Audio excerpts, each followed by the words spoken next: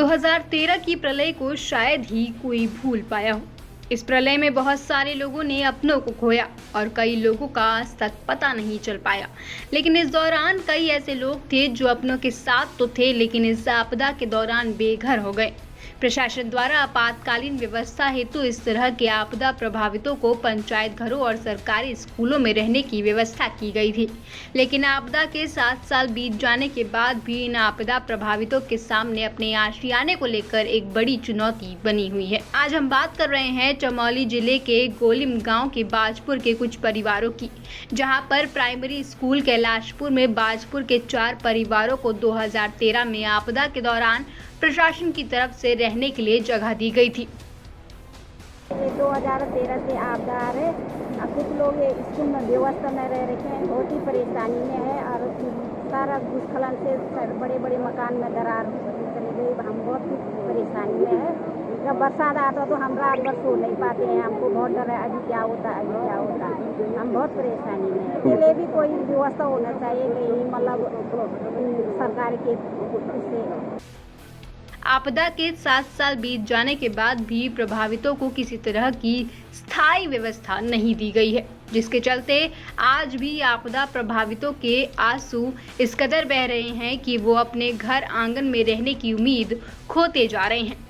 आपदा प्रभावित इंदु देवी और दीपा देवी का कहना है कि लंबे समय से शासन और प्रशासन के सामने वो अपनी समस्या को लेकर बार बार जाते रहे हैं, लेकिन जिलाधिकारी चमोली और चमोली के विधायकों द्वारा उन्हें हमेशा ही यही बताया जाता है कि सरकार के स्तर पर इसका निर्णय होना है, जो वर्तमान समय तक किसी भी समाधान तक नहीं पहुंचा है।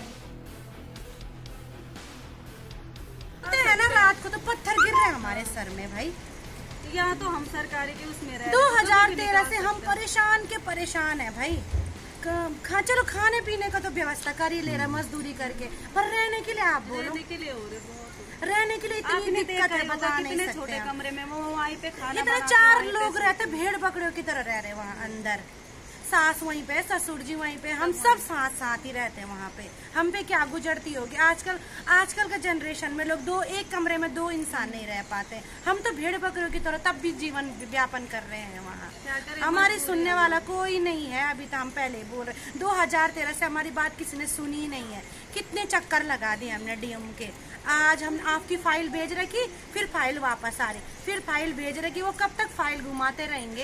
यहाँ पर तो जो 5 परिवार हैं खासतौर से, उनका तो 2013 से पूरी मकानें धंस गई है, आप देख ही रहे हैं। और ये प्राथमिक विद्यालय बाजपुर में रह रहे हैं, निवास कर रहे हैं। और मैं चाहता हूँ कि सरकार इस ओर ध्यान दें और इनको तुरंत सुरक्षित स्थान पर इनकी आवास व्यवस्था एवं शैक्षिक जितनी भी इनके लिए सुख सुविधाएं हैं उनके लिए व्यवस्था करें। आपदा प्रभावितों का कहना है कि उनके सामने बड़ी विडंबना ये है कि उनकी अपनी जमीन नहीं है, जिस कारण से अगर वो कहीं पर प्रशासन की तरफ से मदद की गुहार लगा रहे हैं तो उनके सामने ये सबसे बड़ी तकनीकी समस्या खड़ी हो रही है।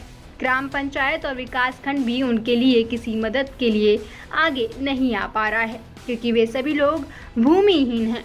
ऐसे में अब उनके सामने कोई भी उम्मीद नहीं बची है। चमोली से माय भारत के लिए पुष्कर सिंह नेगी की रिपोर्ट।